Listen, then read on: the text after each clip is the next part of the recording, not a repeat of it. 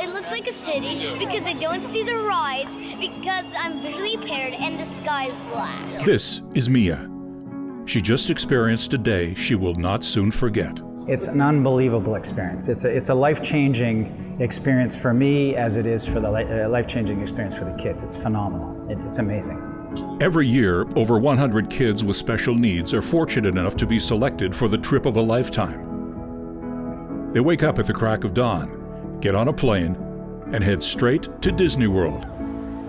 For a whole day, they get to forget about their home life, limitations, and just get to be kids and have fun. This endeavor takes hundreds of man-hours, careful planning, an army of volunteers, and a lot of fundraising. All of it is worth it to see these kids smile. This incredible day is made possible by the amazing people at Dreams Take Flight. Our voices. Our stories. Our community. Flight morning, 3:30 a.m. Before Mia and the other children start arriving, final flight plans are organized. The plane is inspected. The kids start to arrive to sign in, dressed head to toe in an outfit donated by sponsors. Sun hat, jacket, shirt and pants with the Dreams Take Flight logo, and even a pair of shoes. Parents give their kids one last hug before their groups are joined. Glasses in there, right? Yeah. Have fun. And then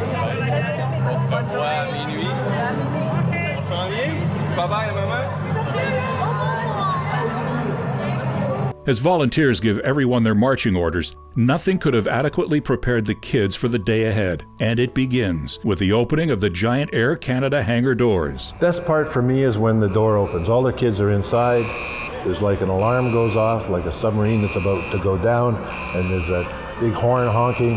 The doors open, there's a whole bunch of characters there that are pushing the door open, and the plane's sitting there all lit up. To me, that means we're ready to go, we're ready to roll. The hair on my arm stands up, and it's just, that's the moment for me. Once everyone is settled, the flight takes off. It lands 3 hours later in Orlando, Florida, and passes through a celebratory waterfall from local firefighters. On the ground, a whole new crew of volunteers eagerly await their special guests. Groups are joined and make their way to the buses and make their way to Disney's Magic Kingdom. We hit the park and everybody splits up. They go in different directions so that 300 people don't go to one ride at a time. You know, some people go deep into the park right away, start at Adventureland in the back of the park. With all the attractions and things to see, Walt Disney World's Magic Kingdom truly is a kid's playground. there's rides. There's rides. Rides like Dumbo, where kids get to soar in the flying elephant. Thrilling roller coasters with fast turns and drops. Disney's Toy Story-themed laser rides, where kids get to attack the evil Zurg. Car racing, where the kids get to drive, and even more. None of the children on this journey have ever been to Disney World before. Most have never even been to a local fair, so the idea of what Disney World really is unbelievable.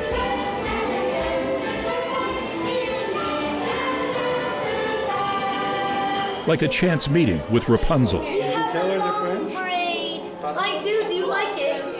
Yes, it's so pretty. Are you any good at braiding? No. No.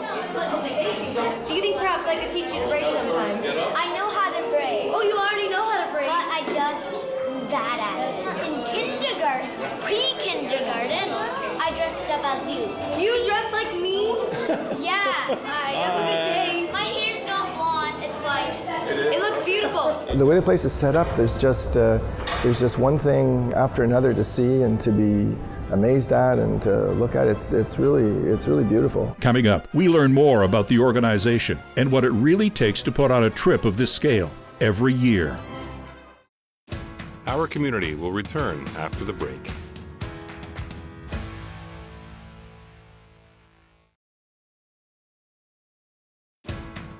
We now return to our community.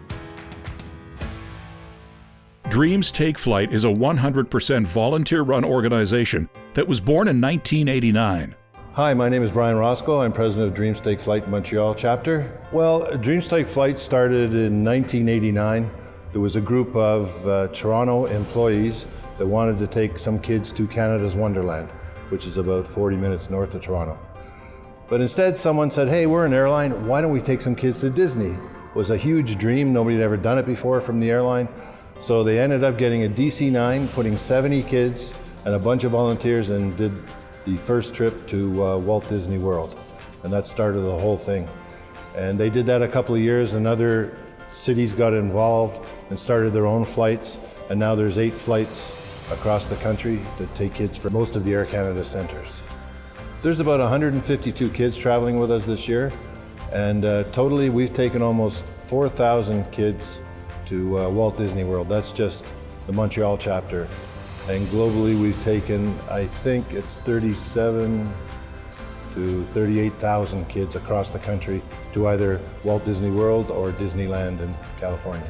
Dreams Take Flight works with local organizations to identify children in all walks of life who wouldn't have otherwise had the opportunity to go to Walt Disney World. We use a lot of different agencies throughout the city, and the kids basically have a criteria to follow. They have to be between 6 and 12 years old, and they have never been to a Disney park before or ever in the foreseeable future, and they have to be physically, mentally, or socially challenged. My name's Steve Traherne. I'm one of the pediatricians who goes on the Dreams Take Flight to Disney every year. Been doing it for 14 years now, and it's a great day. It's kids who have intellectual disabilities. We have trisomy 21 kids, right to kids who are severely handicapped, bad cerebral palsy or other neurodegenerative diseases, who are wheelchair bound. We have children who are diabetic. We have children who are blind, as you know, but who are medically stable. So they can tolerate the flights, they can tolerate the very long day, because it is a very long day. You know, a lot of people get the impression that the kids we take are all dying, but that's not true.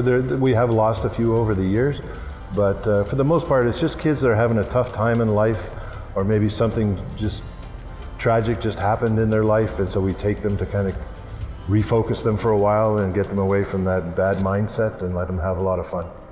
This is Mia. She was adopted at the age of 2 and came to Canada from an orphanage in China.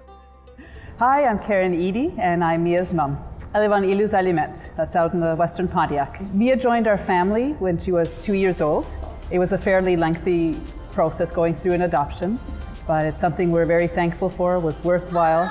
And we knew when we were going through this process that she would have a special need, and we chose a visual special need and knew that she would have albinism when we met her.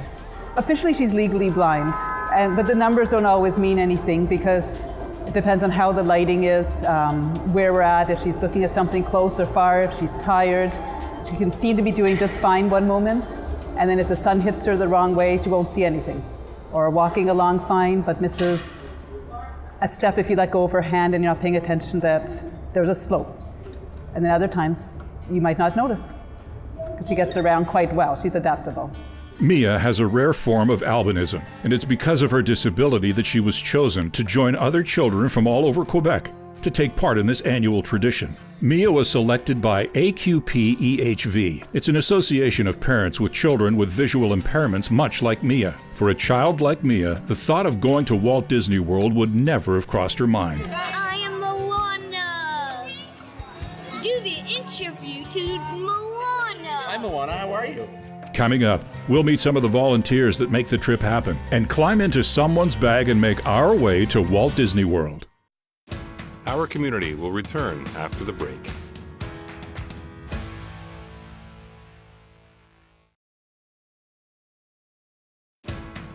We now return to our community.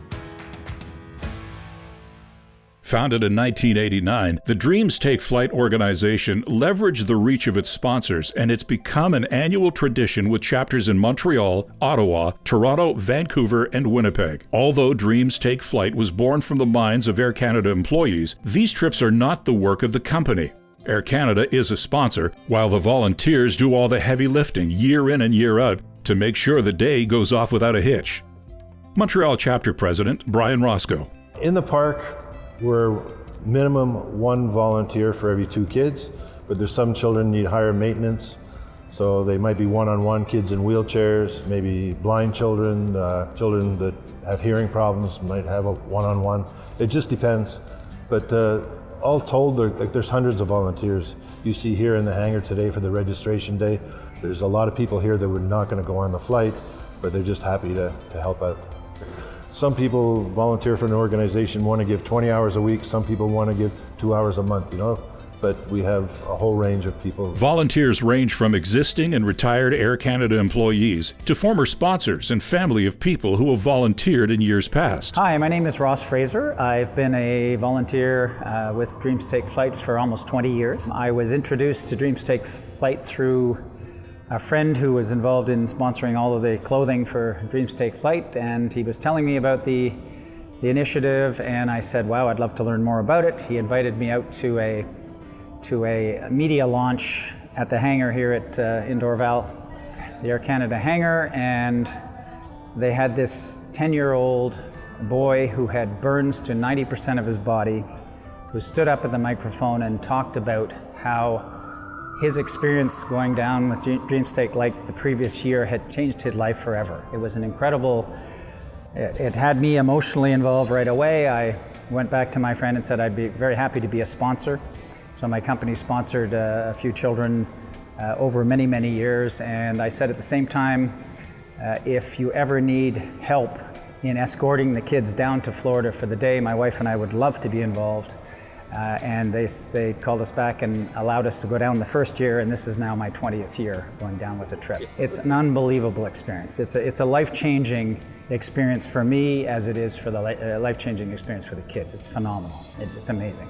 Mickey Mouse, Donald Duck, forever that is holding banner high, high, high, high. While the term life-changing is echoed throughout the experience, the impact of this one day truly does resonate. Well, it's amazing. Every day is different. Every group is different. Each year you have a different group of age groups of kids and various backgrounds, whether they're handicapped or severely underprivileged. It's just an amazing group of special young people, and many of whom it appears their lives are so difficult that this little ray of sunshine that Air Canada provides them on this day is something that they remember for the rest of their lives. And many of them have said, I didn't realize that there was such happiness and joy in life. And that really tugs at your heart. It's an amazing, amazing experience. Everyone, including the pilots, flight attendants, ground crew in Montreal and in Florida, to the medical professionals that accompany the trip, all donate their time as volunteers. The volunteers are every aspect of Air Canada. There's people from the medical clinic, there's people that work in engineering, there's people that work on the ramp, people that load the airplane, there's people that work in cargo, people that work in headquarters, in office buildings. It's just a cross section of Air Canada. But there are also resources from outside that we use, and we bring people with us. Like the doctors don't work for Air Canada, but they volunteer every year, and there's quite a few outside volunteers now. Our job sort of starts after the initial application of kids for the flight has come in, and they get passed on to us just as a final okay. They're usually very well selected, so it's rare that we would have to say that a child isn't able to go for whatever reason. We're really there as a backup in case something goes wrong. It sounds so corny, because you think this is just too nice, and it's wonderful. So for a day, everything's good for a day. It's just a great day where the kids can get away from hospitals or appointments, all those things that they have to routinely go through, and just let them forget about the bad side of the world, and they just go down there and it's just have fun all day, eat what they want, as long as they're not allergic to it, but they can have anything they want. It's just a fun day. We can't save the world, but if you can put a smile on a kid's face, that's a start, Putting together an experience like this takes more than just volunteers. It takes money. And every year, like clockwork, the Montreal chapter, much like every other chapter, holds fundraising events to allow the tradition to continue. Entrance to the park, we have to rent buses there. We feed all the volunteers and all the children. We buy them gifts when we're there, and we clothe them from head to toe. And it's quite an undertaking just to raise the money every year. The flight is a big event, but the bigger event is raising the funds every year. First year was basically just raising money, and I figured I needed $50,000. And the day before we went, I deposited the $50,000 in the bank. So it all worked. But now when it comes to cost, our fuel costs almost what the whole flight cost in those days. Hi, my name is René Potvin. I'm the treasurer of Dreams Take Flight Montreal since the beginning, 1995. So it's going to be my 24th year this year. So, and 23 flight so far. Fortunately, we've been lucky with the fundraising for the last few years, and I was able to put 2 flights aside. So if we ever don't have any fundraising a year, a bad year, we have a spare, a backup to have another flight. Throughout the years, we have one main fundraising, which is the Golf Classic that happens every first Thursday of August. So that's the main one. We have a huge golf tournament where we have a course where there's 2 full 18-hole courses. We fill both courses. We have about 300 golfers. That brings in a lot of money, and we have auctions and all that kind of stuff at the tournament. But you have to move on with fundraising. You have to come up with fresh ideas. So we have a new idea for next year, but it's a secret. Coming up, we head back to the most magical place on Earth. Our community will return after the break.